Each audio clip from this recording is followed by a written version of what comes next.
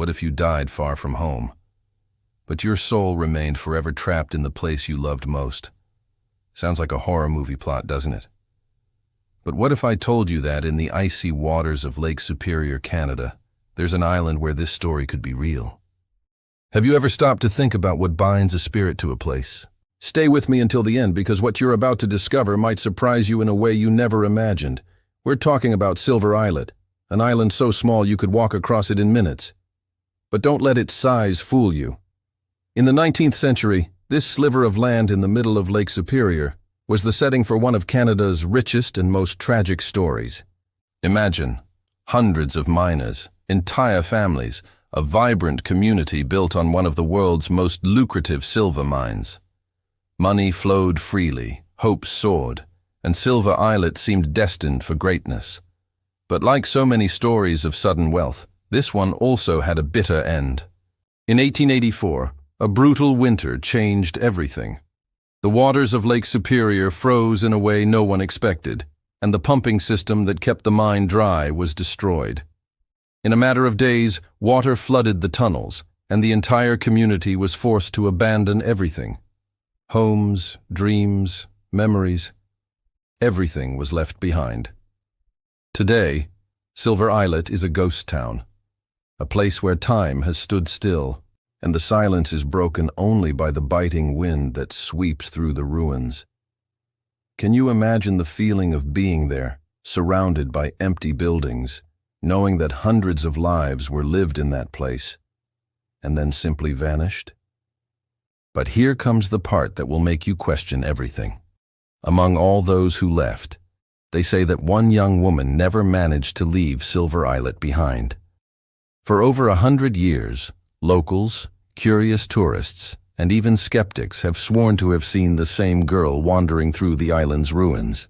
It's not a campfire legend. It's something that real people, in the 21st century, continue to recount with eerily similar details. A young girl in a period dress, sad eyes, but a look that doesn't frighten, that simply observes, as if she were waiting for something, or for someone. Have you ever experienced this? Ever felt that inexplicable sensation of not being alone in an empty place? Well, that's exactly what happens in Silver Islet. And the burning question is, who is this girl? Why did she stay?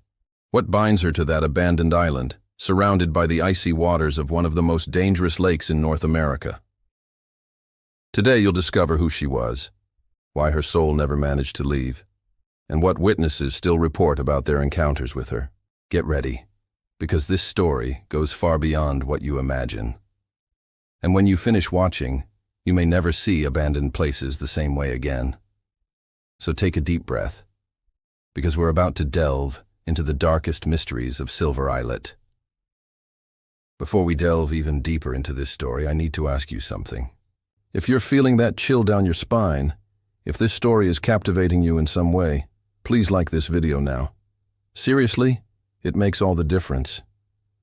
And if you, like me, are passionate about stories of abandoned places, unsolved mysteries, and legends that defy logic, subscribe to the channel and activate the notification bell. Because every week I bring you content like this, diving into the darkest and most forgotten corners of Canada and the world. And look, I really want to know, have you ever had an inexplicable experience in an abandoned place? Have you ever felt that presence, that sensation that something or someone is watching you? Or are you more skeptical and think that everything has a rational explanation? Leave your thoughts in the comments about stories like that of Silver Islet. If this topic resonates with you, if you feel you belong to this community of curious explorers of the unknown, show it now. Because we're not just here to passively watch.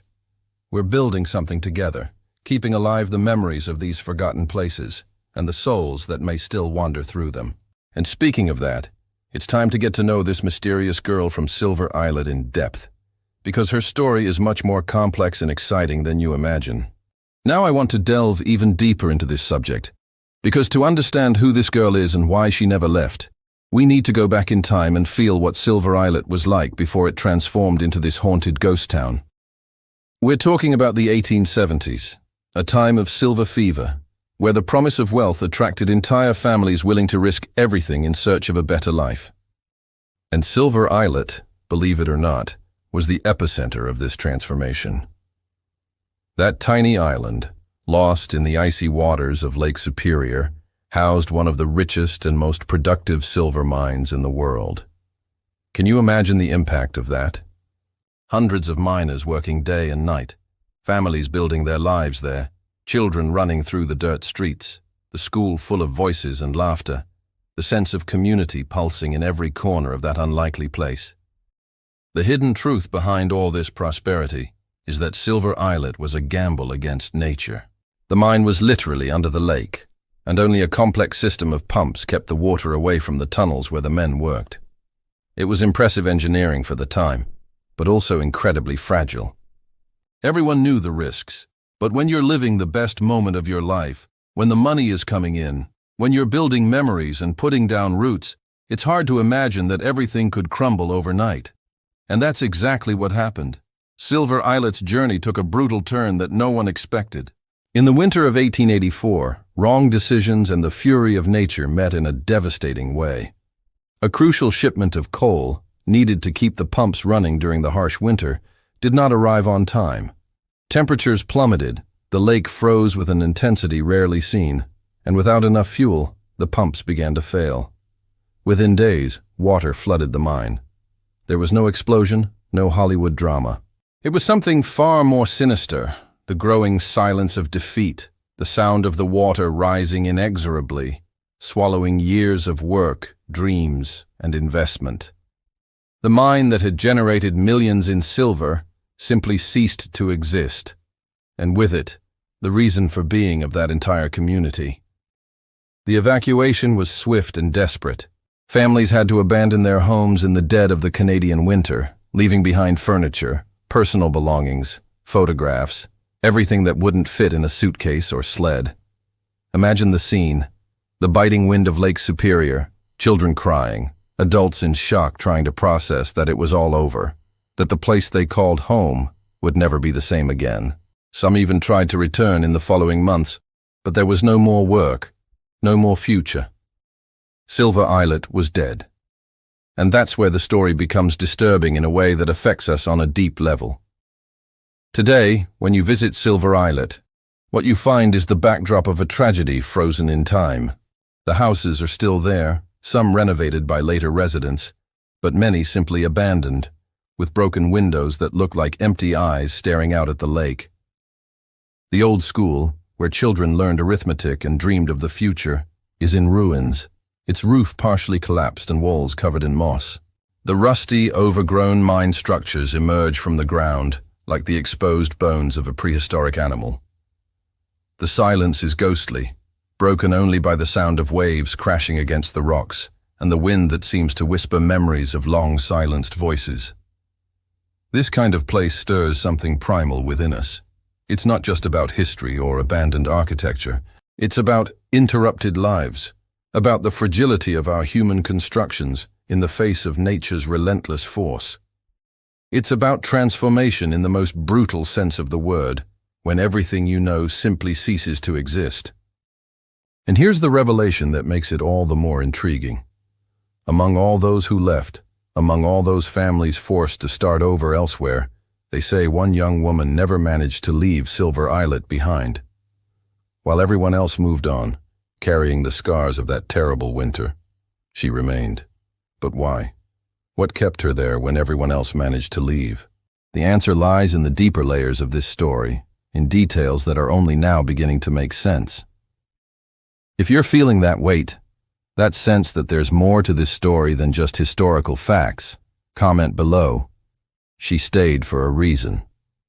Because now we're going to find out exactly who this girl was and what the evidence reveals about her presence that has persisted for over a century. What separates an urban legend from something that deserves our serious attention is the accounts. And when you start investigating the background of this story, you realize that we're not talking about something someone invented on a drunken night or a tale that has been distorted over generations. We're talking about consistent testimonies from different people at different times, describing disturbingly similar experiences. And that completely changes the impact this story has on our understanding of what is possible or impossible. The first account that truly put this story on the map occurred in the 1990s, when a couple of tourists from Toronto decided to explore the ruins of Silver Islet during an autumn weekend.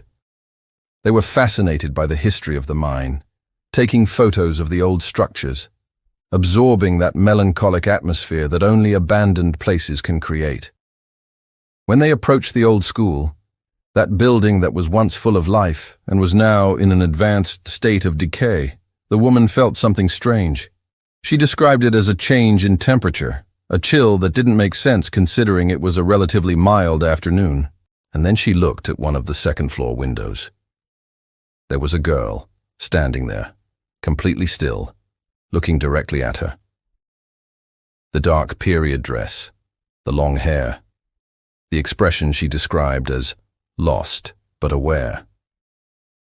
The husband initially thought it was someone reenacting a historical event, or perhaps another tourist in costume.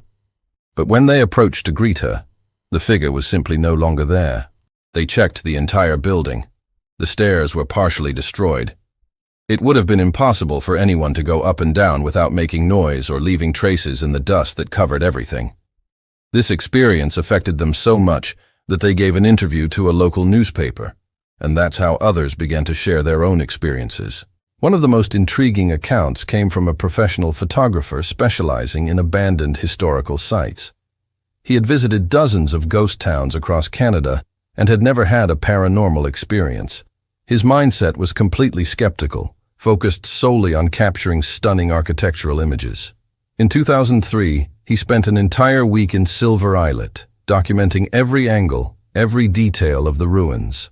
It was on the last day during twilight that he captured something he himself cannot explain to this day. In the photographs of the mine structures, when he enlarged the images on his computer, there was a clear silhouette of a small female human figure standing among the rubble. He swore there was no one there when he took the photo. The figure was semi-transparent, but the details were sharp enough to see the outline of a long dress and dark hair. What is most disturbing is that in a sequence of 3 photos taken a few seconds apart, the figure appears in slightly different positions, as if it were moving. He submitted the images for digital forensic analysis, looking for signs of manipulation or camera defects. Nothing was found. The images were authentic. This revelation completely transformed his perspective on what he considered real or imaginary. But it is the local residents, the few families still living on or near Silver Islet, who have the most consistent and unsettling stories. A woman who has lived for over 40 years in one of the island's restored houses reports that during the winter months, especially in January and February when the storms on Lake Superior are most intense, she hears footsteps upstairs in her house. Light footsteps, like those of a child or teenager. Sometimes she hears what sounds like a young female voice. Not clear words, but something like a murmur or a distant call.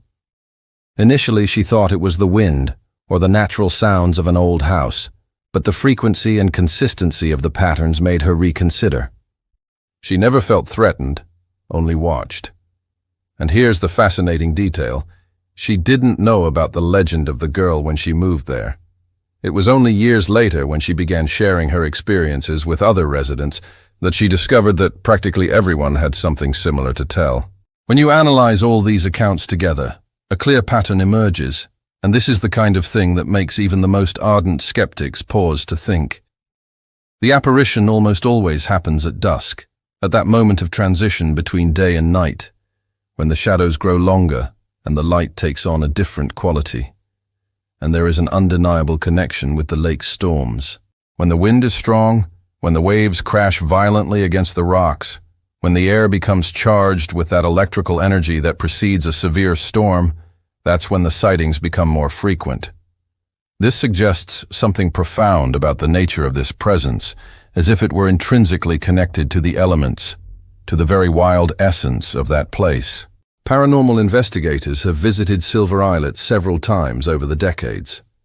A research group on unexplained phenomena from the University of Toronto conducted an investigation in 2008. using electromagnetic detection equipment, sensitive audio recorders, and infrared cameras.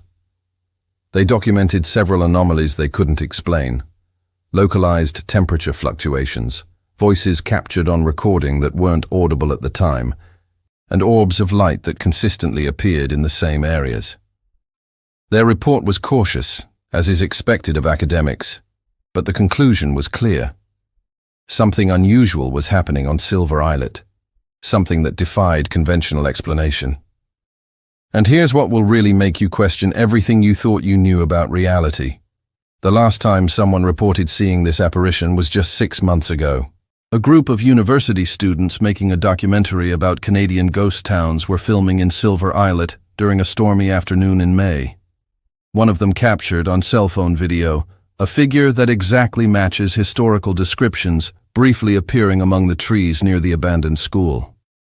The video circulated on social media, generated heated debate between believers and skeptics, and once again placed Silver Islet at the center of a conversation about what exists beyond what we can see and touch. This proves that it's still there, that whatever holds that presence in that place remains active, remains present, remains waiting. If you're feeling that shiver, that sense that something bigger is happening here, comment below, "I believe the accounts." And get ready, because now we're going to explore the deeper meaning of all this, what this story teaches us about memory, loss, and the nature of existence itself. Here's the most intriguing part of this whole story: the moment when we put a face, an identity, a soul to this presence that has haunted Silver Islet for over 100 years. Because we're not talking about a vague legend, one of those stories everyone tells but no one has actually lived. We're talking about a specific girl, with characteristics that are repeated in account after account, decade after decade. And when you start putting the pieces together, the hidden truth behind this apparition begins to form a narrative that is at once sad, beautiful, and deeply disturbing.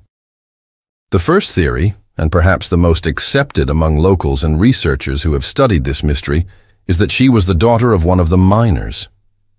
Imagine the mindset of a family living on Silver Islet at that time. You are far from everything, isolated on a tiny island in the middle of one of the most dangerous lakes in North America, but at the same time, you are building something. You have hope. You have a future ahead of you. This girl would have grown up there, knowing only that life, those people, that horizon of water and stone. Silver Islet wasn't just where she lived. It was her entire universe. And when the winter of 1884 came, when everything collapsed, she would have died tragically during that chaotic period of abandonment. Some say it was an illness aggravated by the extreme cold. Others speak of an accident during the desperate evacuation. The impact of this loss, the violence of this interruption of life, could have been so strong that her essence simply refused to leave. But there's another version of this story that's even more chilling. There are old accounts preserved in regional newspapers and letters from families who lived on Silver Islet that mention a young woman who got lost in the blizzard. Imagine the scene. An evacuation is underway. Families are being hurriedly removed. Panic is in the air. And in the midst of this chaos, a girl becomes separated from the group. Perhaps she ran back to retrieve something precious she left behind. Perhaps she simply became disoriented in the snowstorm that covered everything in a blinding white blanket. The Canadian winter is unforgiving. Temperatures in that region can easily reach 30 degrees below zero, and visibility in a blizzard is practically zero. She would have wandered alone, calling for help that never came, until the cold finally overcame her. And here's the detail that really gets to us. If she died lost, trying to find her way back, that would explain why her presence still lingers on the island. She is searching. She never found the way out. The third theory touches most deeply on the emotional aspect of this entire journey. Some believe she didn't die in tragic or accidental circumstances. She simply loved Silver Islet so much that somehow she chose never to leave. This may seem strange at first glance, but think about the decisions we make based on love and connection. Think about the places that mark us so intensely that we carry them within us for the rest of our lives. For this girl, Silver Islet was everything. Historical records reveal that many children born on the island never left, never knew another reality. When you love a place with that intensity, when every stone, every tree, every wave of the lake is part of who you are, the idea of leaving can be more frightening than death itself. Perhaps she made a choice, consciously or not, to remain eternally in the only place where she felt complete. But regardless of which theory you believe, there's something that unites all the sightings, all the accounts, all the witnesses who swore they saw this presence. Its description is always frighteningly consistent. A young girl between 14 and 16 years old with long dark hair, wearing a period dress typical of the late 19th century. It's not a grotesque or terrifying apparition. She doesn't have a deformed face, there's no blood, there are no elements of cheap horror films. In fact, what impresses people is precisely the opposite. She seems real, almost tangible, but there's something in her eyes that reveals her true nature. A sad, deeply melancholic look, but not threatening. She doesn't chase anyone, doesn't try to scare, doesn't cause harm. She simply observes. And that's precisely what makes it all the more disturbing. She observes as if she's waiting for something, or someone. Witnesses describe a feeling that she's trapped in a specific moment, reliving some memory, or awaiting a resolution that never comes. Some say that when you make eye contact with her, you feel a wave of inexplicable sadness, as if you were absorbing some of the pain she carries. Others report that she seems to recognize people, as if she's searching for a specific face in each visitor who arrives on the island. This kind of detail completely transforms the nature of the mystery. We're not talking about a generic ghost, a cliché haunting. We're talking about a consciousness that remains, a presence that has intention, purpose, even if that purpose is simply to wait. What fascinates me most about all this is the transformation this story causes in those who truly stop to think about it. Because when you go beyond the superficial shock, when you really consider what it means for a soul to be trapped for more than a century, you begin to question much bigger things about the nature of existence, memory, love, and loss. If this girl is really there, what does that say about us? About the power of human emotions? About the strength of the connections we create with places and people? If you're feeling this emotional weight, if this story is stirring something inside you, comment below. She never left. Because now, we're going to delve into concrete accounts, into the real experiences of people who encountered this presence face to face. So what does all this really mean? Because we can get caught up in the frightening details, the inexplicable evidence, but at its core there's a much deeper issue here that touches on something universal about the human condition. And depending on your mindset, your worldview, you can interpret this story in completely different ways, and they all have value. They all teach us something important. From a paranormal perspective, what we have in Silver Islet is a classic example of an energy or consciousness that has become trapped in a place because of an extremely strong emotional connection. There is a well-established theory in the study of paranormal phenomena that says that when someone dies under traumatic circumstances or with unresolved emotional issues, especially in a place that had deep meaning for that person, part of their essence may remain. It's not about punishment or a curse. It's about love and attachment taken to the extreme. Silver Islet wasn't just where this girl lived, it was literally her entire world. Every happy memory, every person she loved, every moment that defined who she was happened there. When you consider this perspective, what seems frightening on the surface transforms into something profoundly sad and human. She isn't haunting the place out of malice. She is trapped because she can't or doesn't want to let go. And this makes us wonder, what do we love so much that it would stay with us even after death? What places, people, or memories have enough power over us to hold us eternally? But there's another way to look at it, a more psychological perspective that is no less fascinating. Perhaps there isn't a literal ghost girl wandering the ruins of Silver Islet.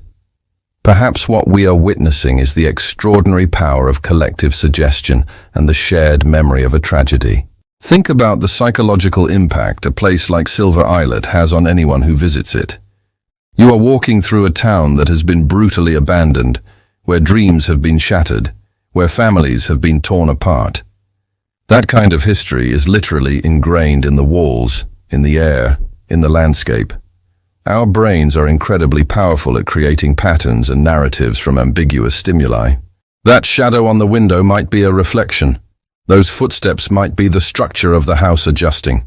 Those voices might be the wind passing through specific openings. But because we know the tragic history of the place, because we are emotionally prepared to experience something supernatural, our brains interpret these stimuli in a way that confirms our expectations. This is not an explanation that diminishes the value of the experience. In fact, it reveals something even deeper about how we, as human beings, process collective trauma and create narratives to make sense of suffering. And then there's the poetic interpretation, which is perhaps the most beautiful of all.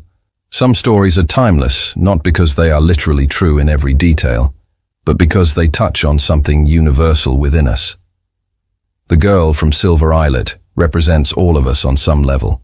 We all have places that defined us, moments we can't leave behind, people or periods of our lives that we wish we could revisit.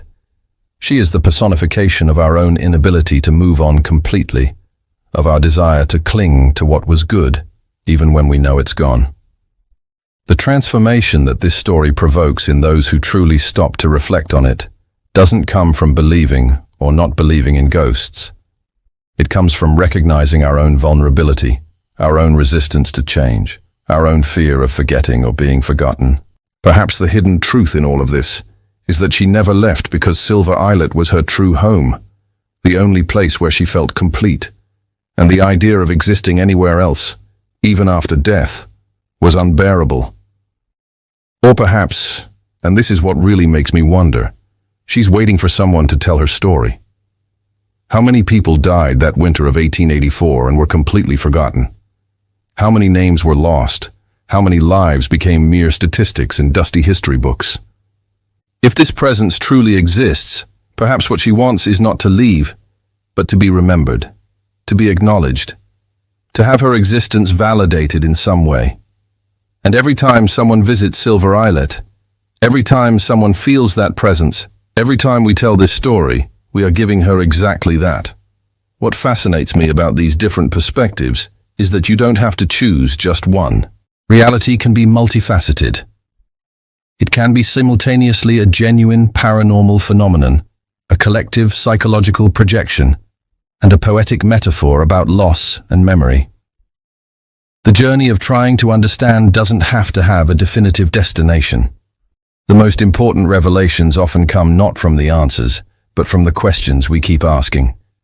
If you visit Silver Islet today, you'll find a place that seems suspended between two worlds.